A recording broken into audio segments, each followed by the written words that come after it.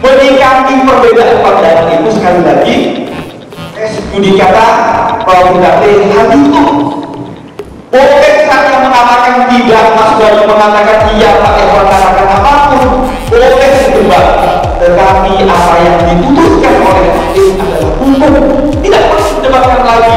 Diperdebatkan di bawah kuliah ini boleh, menjadikan skripsi bahkan dijadikan representasi boleh, tapi KPK adalah penegak hukum. Dia tidak punya pilihan lain apakah mengkaji, apakah tidak ada. Itu adalah perintah hukum. Putusan hakim adalah hukum. Maka apa yang dikatakan alat pada putusan hakim itu harus dilakukan.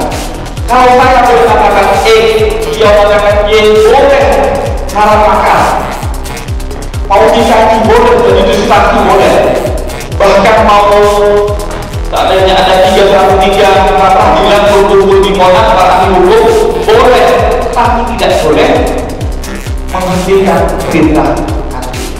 Itu yang harus menjadi dasar kita semua. Kita belajar hukum adalah untuk belajar berpikir hukum. Berkonstitusional itu adalah untuk berpikir hukum.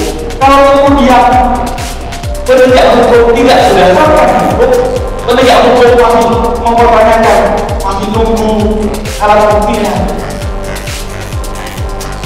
itu adalah proses pencarian tindak pidana yang masih proses penyidikan oleh menunggu alat bukti. Kalau dalam kasus yang sama disulit, maka fakta yang satu dihukum, maka yang lain menjadi fakta juga itu bahwa haknya menjadi terpidana. Kenapa? Alasannya kalau kemudian ini tidak dilakukan akan menjadi ketidakadilan. Lihat pada pasal pengajuan alasan pengajuan peninjauan kembali.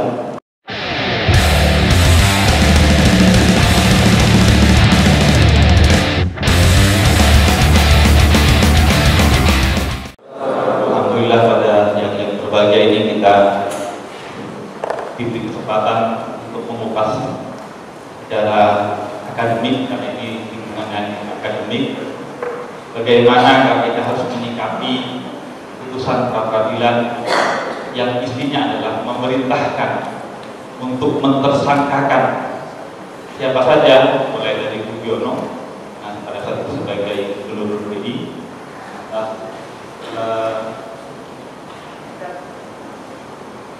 ada Haddad dan juga Bultong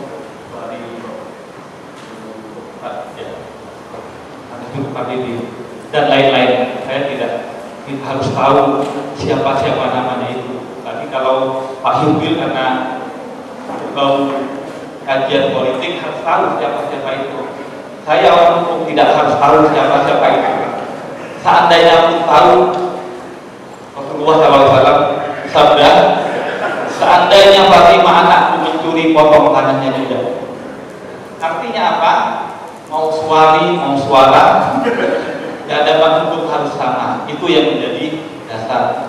Sebelum putusan ini, tadi Pak Idil sudah memberikan setting politiknya, kapan sejarahnya. Saya akan melanjutkan dari sejarah penegakan hukumnya, bahwa proses ini sudah disidik sejak tahun 2010 sampai tahun 2013. Menghasilkan apa? Menghasilkan 2 tersangka pada saat itu. Siapa saja? Budi Mulya dan Siti Sifatriyah. Siti Khairiyah Fajriyah.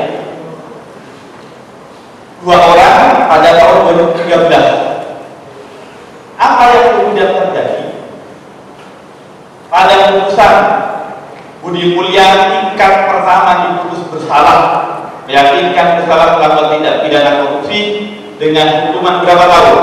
8 tahun. Kemudian dibanding. Kemudian setelah dibanding diputus berapa? Dikuatkan secara meyakinkan telah bersalah melakukan tindak pidana korupsi dalam membelot dan sekuri yang semula 6,7 menjadi 7,4 dengan putusan dinaikkan dari 8 menjadi 9 tahun. Kemudian Budi Mulya masih minta keadilan karena tidak puas, maju ke Mahkamah Agung dan kemudian oleh Mahkamah Agung diputus pada tanggal 20 Januari 2018. Diputus berapa? Karena ketepatan yang menangani Arpijo diputus menjadi 12 tahun. 8, 9, 12. Apapun putusan Mahkamah Agung, orang fakultas hukum dari lahir sampai mau meninggal pasti tahu postulatnya orang hukum. Res judicata, pro pegawai, habitur. Apa maknanya? Putusan hakim adalah benar. Kalau salah harus dianggap benar sebagai hukum. Pada saat posisi kasasi dan tidak ada upaya lagi, maka putusan itu harus dianggap inkrah. Pada saat inkrah, siapa saja yang disebut pada saat itu? Semuanya itu bukan hanya Budi Mulya, bukan hanya Siti Fadliyah, tetapi termasuk juga Budi Budiono dan kawan-kawan. Itu adalah bagian dari turut serta bersama-sama. Turut serta bersama-sama. Artinya apa? Tidak ada kata lain secara hukum bahwa Budi Mulya bersama-sama yang disebutkan dalam putusan itu adalah terpidana juga sesungguhnya, tapi yang lain belum. Karena ini disiplin, maka kemudian yang dua jalan, yang satu meninggal, yang satunya kemudian harus masuk Budi Mulya ini. Ini secara hukum material korupsi. Kemudian kita masuk pada formil acaranya.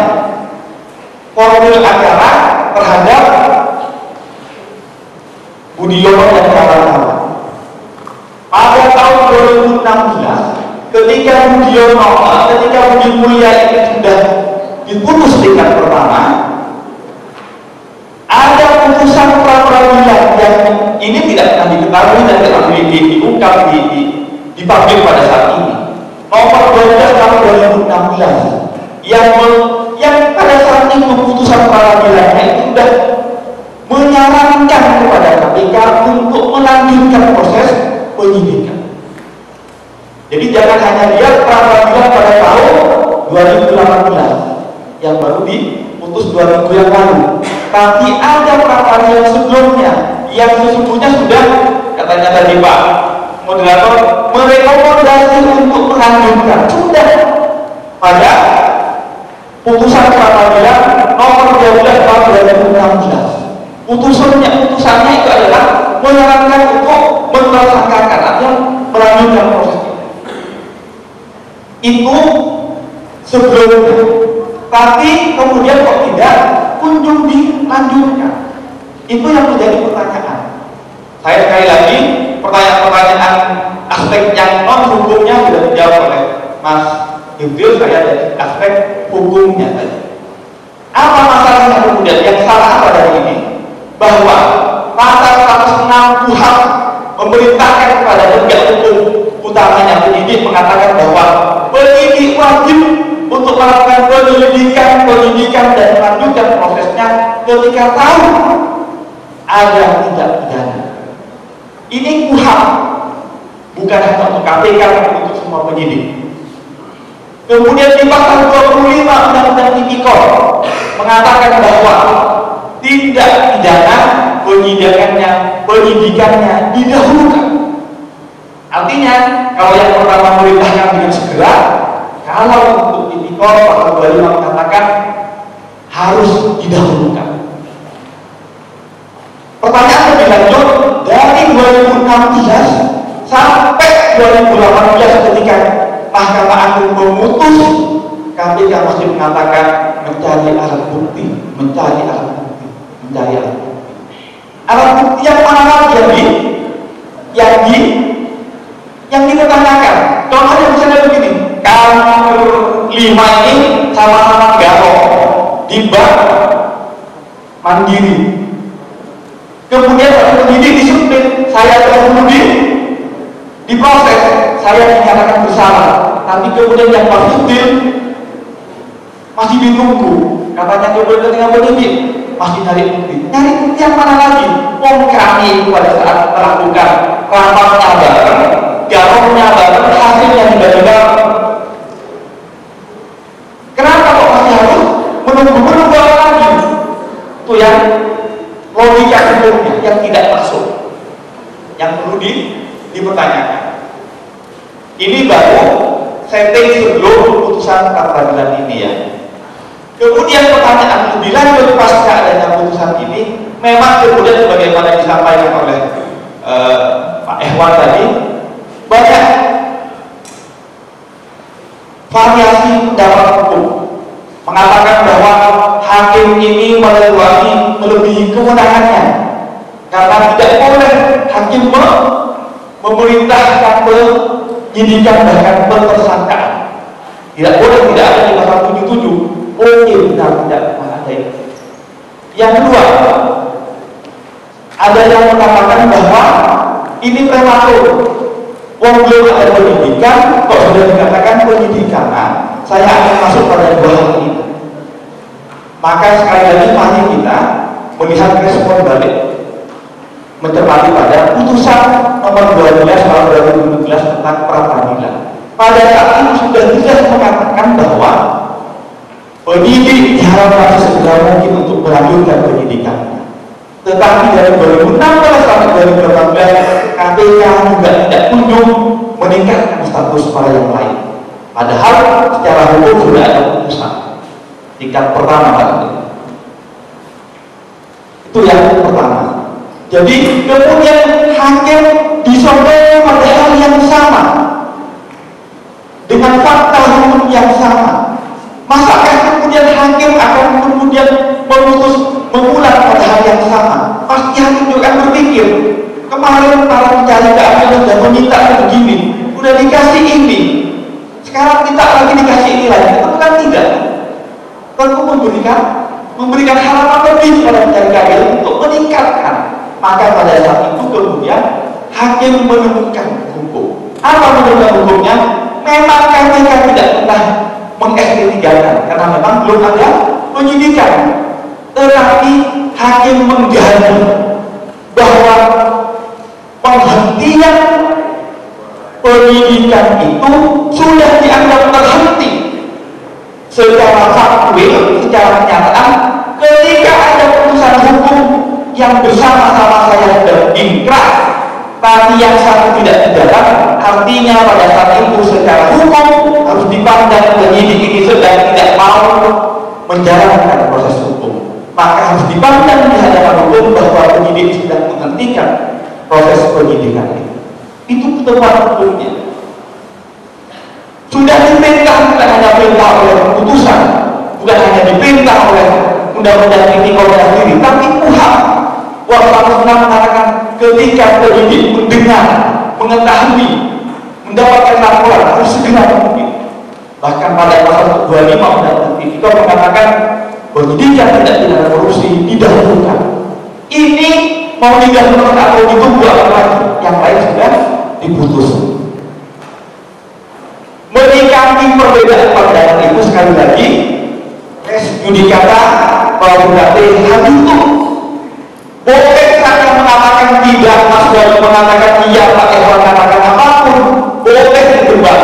Tetapi apa yang diputuskan oleh hakim adalah hukum. Tidak perlu diperdebatkan lagi. Diperdebatkan di bawah pemulihan ini boleh, menjadikan skripsi bahkan menjadikan disertasi boleh. Tapi KPK adalah penegak hukum. Dia tidak punya pilihan lain apakah mengkaji, apakah tidak ada. Itu adalah perintah hukum. Putusan hakim adalah hukum.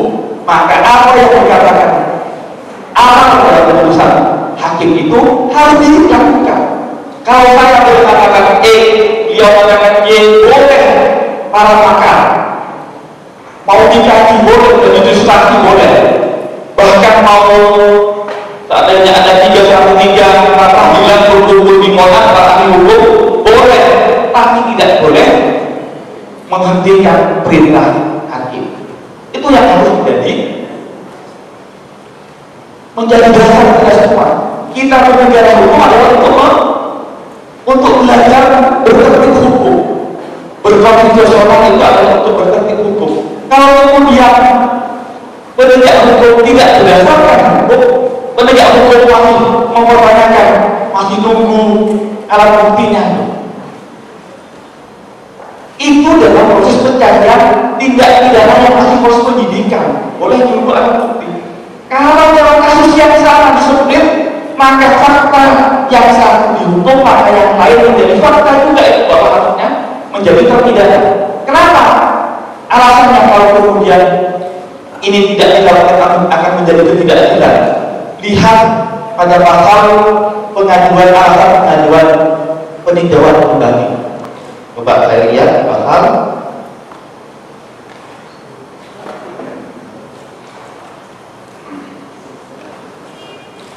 tentang pengajuan TK. Salah satu alasan pengajuan TK adalah apabila antara pihak-pihak yang sama mengenai suatu soal yang sama, atas dasar yang sama, oleh pengadilan yang sama atau sama tingkatnya, telah diberikan putusan yang bertentangan satu dengan lain.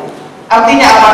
Tidak boleh secara hukum kemudian saya kemudian dipidana, beliau yang bersama saya melakukan tidak pidana kemudian dibebaskan. Kalau kemudian dibebaskan tanpa tidak diadukan polosnya, maka ini sudah menjadi alasan untuk peninjauan kembali. Saya boleh dibebaskan.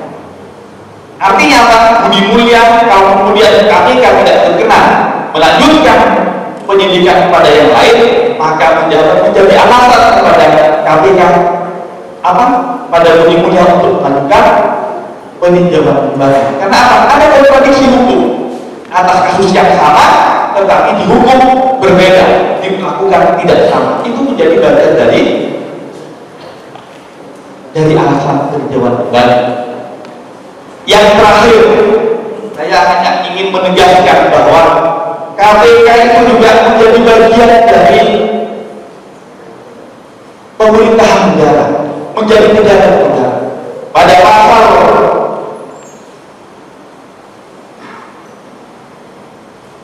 17 huruf C Undang-Undang 30 2004 katakan, ini tentang Undang-Undang Administrasi Pemerintah ya, pejabat yang tidak melaksanakan putusan pengadilan yang telah mempunyai kekuatan hukum yang tetap, maka ia dapat dianggap sebagai melakukan perbuatan sewenang-wenang, bukan penyalahgunaan lagi. Kalau sewenang-wenang artinya tidak rasional, beda. Penyalahgunaan wewenangnya tujuannya, wewenangnya ada tapi diselewengkan, disalahgunakan. Tapi kalau sewenang-wenang artinya sudah tidak pakai akal, sudah tidak pakai rasional, sembarangan. Ini resikonya di KPK kalau tidak melaksanakan putusan hakim. Karena apa? Karena putusan peradilan tidak bisa dibanding di pasal 83, juga tidak bisa diajukan upaya hukum peninjauan kembali yang di Permari nomor 4 tahun 2016 pasal 3 mengatakan bahwa peradilan tidak bisa diajukan PK. Artinya apa? Putusan peradilan inkrah, tidak bisa diupayakan hukum dan menjadi hukum.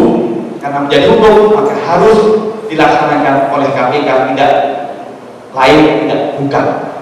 Kita ingin, sekali lagi, bukan ingin mendikte, bukan ingin ngajarin, tetapi kita harus menjadi bagian dari yang menjadikan KPK, bahwa KPK adalah penegak hukum di hatinya, di hadapannya, dan menjadi dasarnya, bukan karena ini putusan hakim yang sama setaranya, bukan, tetapi bagaimanapun asumsinya putusan hakim adalah hukum, maka melaksanakan perintah hukum adalah bagian dari tugas penegak hukum, dan di dalamnya adalah KPK.